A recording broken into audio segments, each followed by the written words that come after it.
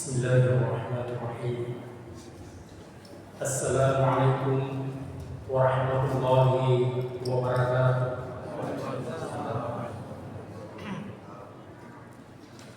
Alhamdulillahillazi anzala as-sakinata fi qulubil mu'minin liyazdadu imanan ma'a imanihim.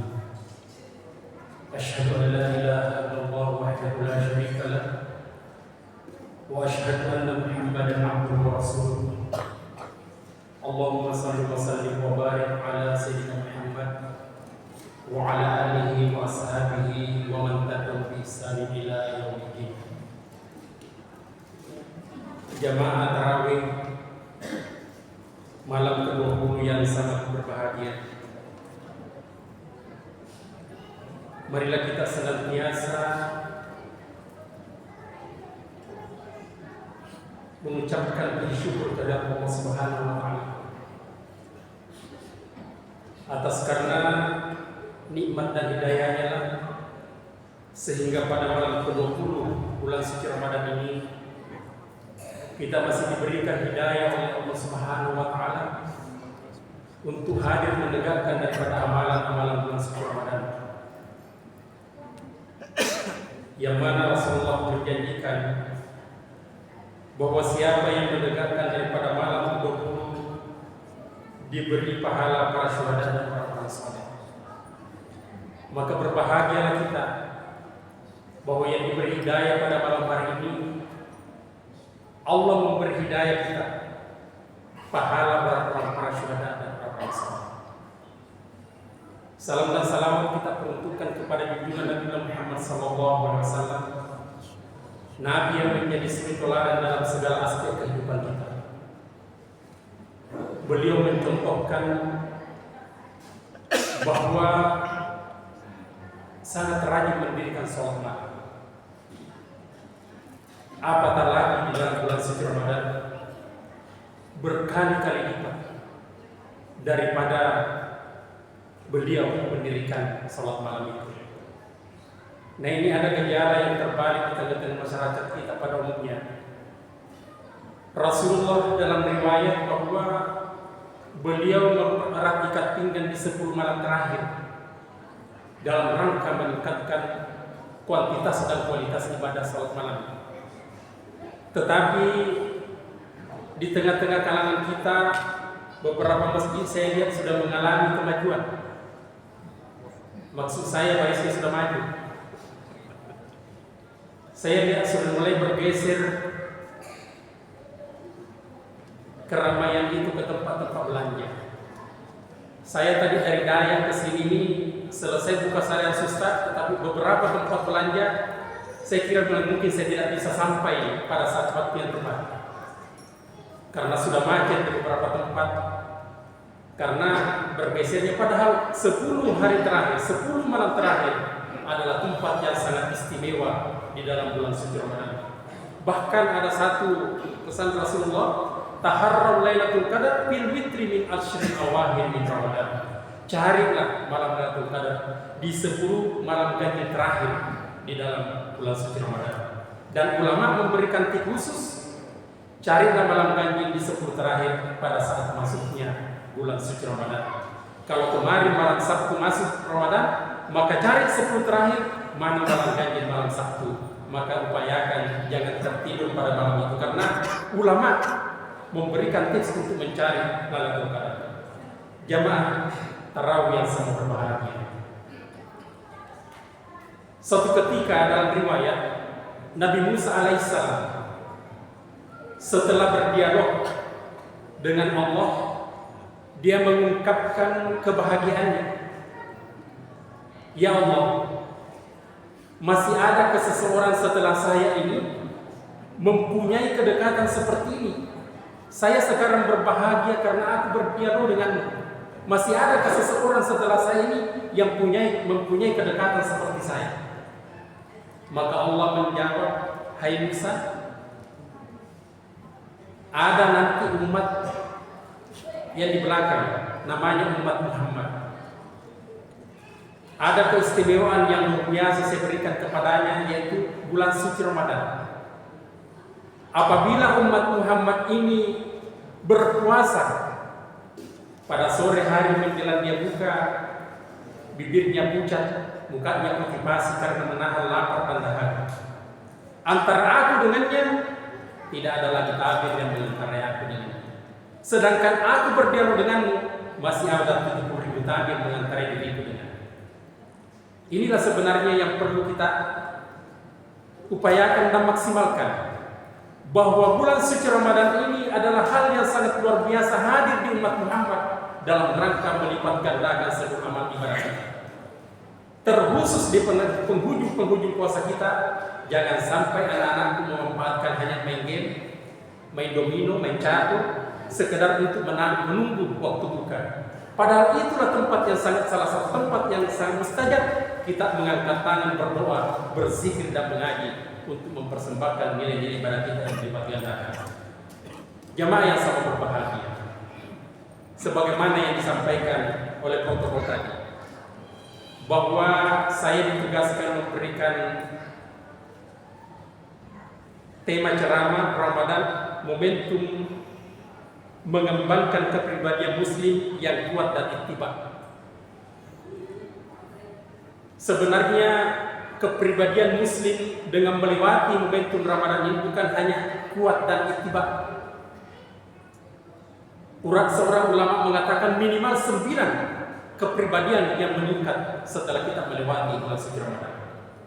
Namun yang menjadi fokus kita pada malam hari ini adalah dengan momentum Ramadan kita akan mengembangkan kepribadian muslim yang kuat dan ittiba. Mari kita melihat bagaimana pandangan agama kita tentang momentum kepribadian yang kuat dan ittiba. Kalau sebenarnya saya di sini harusnya dilengkapi dengan ittiba'ur rasul. Jangan sampai diittiba saja, karena ittiba itu adalah mengikuti. Jangan sampai kita mengikuti hawa nafsu, mengikuti syaitan, itu juga ittiba. Jadi harusnya di sini adalah momentum mengembangkan pribadi muslim menjadi kuat dan ittiba'ur rasul. Yang pertama, kita melihat bagaimana pandangan kuat menurut Islam. Suatu ketika sahabat Rasulullah bertanya, tahukah kamu siapa yang kuat? Siapakah yang paling kuat di antara kamu? Maka sahabat berkata, ada yang mengatakan ya yang kuat berkelahi, ada yang mengatakan yang punya fisik yang sangat kuat. Namun Rasulullah memberikan keterangan dalam satu hadis bersabda, laisa syadidu bisur'ati, innamas syadidu alladhi yamliku nafsahu indal qadar. Tidaklah orang kuat yang dimaksud kuat itu adalah yang kuat berkelahi, mengalahkan lawannya, bukan. Tetapi yang dimaksud kuat adalah orang yang mampu mengendalikan nafsunya di saat dia marah. Jadi kuat menurut Islam, menurut agama kita, menurut penjelasan Rasulullah adalah orang yang mampu mengendalikan nafsunya di saat dia marah. Itulah orang yang kuat. Mari kita melihat momentum Ramadan. Momentum Ramadan salah satu dalam Durratun Nasim dijelaskan bahwa di saat nafsu diciptakan oleh Allah, maka dia ditanya, hai nafsu, siapa kamu dan siapa saya? Nafsu berkata, saya adalah saya, kamu adalah kamu. Begitu kerasnya nafsu, Allah bertanya kepadanya, dia menjawab seperti itu. Maka dihukumlah 100 tahun dia neraka. Diangkat kembali dan ditanya, tetap jawaban yang sama, saya adalah saya, kamu adalah kamu. Dihukum 100 tahun di dasar laut, diangkat masih sama. Maka diambil bahwa jangan diberi makan dan diberi minum. Dalam riwayat belum sampai 30 hari, baru sekitar 26-27 hari, nafsu berbicara dan tanpa ditanya, ya Allah, engkau adalah Tuhanku dan saya adalah nafsu. Jadi ibadah yang paling mampu mengendalikan hawa nafsu adalah ibadah puasa. Itulah salah satu disampaikan bahwa ada di antara pemuda yang sudah harusnya kawin tapi belum punya kemampuan, maka hendaklah ia berpuasa. Karena puasa adalah salah satu ibadah yang sangat luar biasa untuk mengendalikan hawa nafsu. Jamaah yang sama berbahagia, kita melihat di sini bahwa sebenarnya nafsu ini diciptakan adalah sangat luar biasa. Hampir-hampir semua aturan sebenarnya yang diturunkan dalam Al-Quran dan hadis itu mengatur keinginan hawa nafsu. Nafsu ingin kaya, nafsu ingin rumah yang mewah, nafsu ingin mobil yang mewah. Semua keinginan nafsu. Agama tidak melarang, tetapi ada aturannya. Boleh kita kaya, diupayakan bekerja keras. Boleh kita punya kedudukan, tetapi jangan memfitnah orang lain untuk mengambil kedudukannya. Boleh kita punya rumah yang mewah, mobil yang mewah, tetapi hendaklah diperoleh dengan jalan yang halal. Bukan agama melarang. Karena itu nafsu adalah salah satu potensi sebenarnya daya gerak keinginan. Tanpa nafsu tidak ada juga artinya kita manusia. Suatu ketika di zaman sahabat, ada seorang sahabat yang tadinya pengumrah, bahasa sekarang pengumrah. Tapi dia berjanji bahwa apabila saya umur 60 tahun, semua kegiatan bisnis saya lepaskan. Saya hanya mau berpuasa dan beribadah, saya hanya mau hidup di masjid. Maka Rasulullah pada saat memperhatikan sahabat ini kenapa tidak pernah pulang, dia menanya, hai sahabatku, mengapa engkau tidak pernah pulang? Apakah tidak punya keluarga dan tidak punya pekerjaan?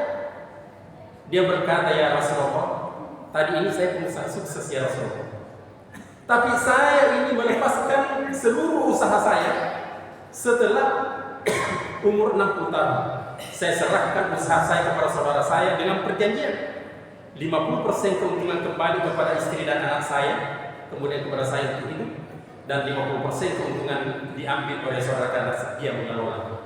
Rasulullah mengatakan, saudaramu lebih mulia daripada kamu. Jadi jamaah yang sama berbahagia, kita dilarang untuk membunuh hawa nafsu, tetapi yang dianjurkan adalah bagaimana mengendalikan hawa nafsu. Karena tanpa nafsu, maka bagaikan mobil mewah yang mogok tidak bisa berjalan kemana-mana. Inilah yang perlu kita melihat bahwa nafsu itu adalah sebenarnya kekuatan, tetapi kekuatan ini harus terkendali, tidak bisa lepas begitu saja. Sehingga Imam Al-Ghazali memberikan bahwa sesungguhnya dalam nafsu amarah itu ada 3 tingkatan. Tingkatan yang pertama nafsu itu adalah ada nafsu yang memang tidak punya marah, biar diapain tidak marah. Ini juga jelek, karena kalau nama agama yang sudah diinjakinya, maka tidak ada kata lain kecuali kita mengungkapkan Allahu Akbar untuk menegakkan agama dan kalimat la ilaha illallah. Tapi dia bilang ada yang pertama ini tidak punya marah lagi. Itu yang paling pertama. Yang kedua adalah ada nafsu yang terkendali. Apabila diperlukan saatnya dia akan menegakkan ketegasan dan jelas marah, tetapi terkendali. Ini yang dianjurkan dalam agama. Dan yang ketiga ada juga tingkatan marah menurut Imam Al-Ghazali adalah orang yang marah kalau marah betul-betul lupa diri. Bahkan perbuatan yang bertahun-tahun yang lalu semuanya diungkap dan tidak bisa berhenti. Ini juga marah, inilah marah yang dilarang oleh agama. Tidak boleh kita marah seperti ini karena itu marah sudah kesehatan. Oleh karena itu jamaah yang sangat berbahagia, apabila dalam kehidupan kita mendapatkan kondisi marah seperti itu, ada tip Rasulullah SAW. Innamal ghadaba minasyaitan wa innasyaitana khuliqa min nar wa innama tutfa'un nar bil ma'i fa iza ghadaba ahadukum falyatawadda. Sesungguhnya marah itu dari syaitan, dan syaitan itu tercipta dari api. Api itu hanya bisa dimatikan dengan air. Apabila di antara kalian marah tidak terkendali, maka hendaklah mengambil ilmu. Ada beberapa penjelasan hadis, kalau dalam keadaan berdiri maka upayakan duduk, kalau tidak bisa belum redah maka baring. Maka apabila tidak bisa baring, maka pergi ambil berwudu, karena sesungguhnya marah itu adalah dari api, dari syaitan, dan hanya bisa dipadamkan dengan air. Inilah yang pertama menjadi pembahasan kita adalah yang kuat adalah orang yang mampu mengendalikan hawa nafsu. Yang kedua, ittiba'ur rasul, mengikuti rasul. Jadi dalam bulan suci Ramadan ini, ittiba'ur rasul betul-betul disinilah bahwa luar biasa seluruh ibadah kita dalam bulan Ramadan ini luar biasa. Pertama, ibadah sabar. Dengan kita berpuasa yang halal saja kita mampu mengendalikan, apalagi yang haram. Yang kedua, di bulan Ramadan ini sholat kita luar biasa, sedekah kita luar biasa, sholat jamaah kita luar biasa. Tidak ada satu bulan yang melebihi bulan suci Ramadan ini. Sehingga dikatakan oleh Rasulullah, "Lau ta'lam ummati ma fi Ramadan, la tamannu an takuna as-salatu kulluha Ramadan." Jamaah yang sama berbahagia, berbicara masalah ittiba' Rasul, mengikuti Rasul, sesungguhnya itu adalah merupakan satu perintah di dalam Al-Quran. Qul in kuntum tuhibbunallah fattabi'uni. Apabila engkau benar-benar cinta kepada Allah, maka hendaklah engkau mengikuti aku. Inilah dasarnya di dalam Al-Quran, bahwa di dalam hal bulan suci Ramadan ini betul-betul bagaimana kita bisa mencontoh kehidupan Rasul. Kalau Rasul di luar Ramadan betul-betul adalah orang yang sangat luar biasa bersedekahnya, tapi di dalam Ramadan berkali-kali lipat kedermawanan Rasulullah. Rasulullah di luar Ramadan salat sunatnya dikatakan bengkak kakinya, tetapi dalam Ramadan luar biasa, betul-betul melipat gandakan semua ibadahnya. Karena kenapa? Betul-betul dimanfaatkan Ramadan ini untuk kembali memperbaiki segala hal-hal yang ada dalam kehidupan kita. Jadi jamaah yang sama berbahagia, karena batas hanya 20 menit yang disampaikan, bahwa menjadi kesimpulan kita bahwa dalam bulan suci Ramadan ini jangan sampai kita melewatkan sia-sia. Karena kenapa? Diperingatkan bahwa salah satu orang yang merugi adalah orang yang melewatkan bulan suci Ramadan dan tidak mendapatkan taubat di dalamnya. Idza jaa Ramadana wa tamma Ramadana qabla an yaghfir. Seorang yang datang kepadanya mendapatkan bulan suci Ramadan, melewatkan begitu saja tanpa dia mendapatkan taubat di dalamnya. Yang kedua, betul-betul dalam Ramadan ini bagaimana kita menjadikan media untuk mampu kita mengendalikan hawa nafsu kita menjadi hawa nafsu yang diridai oleh Allah Subhanahu wa taala.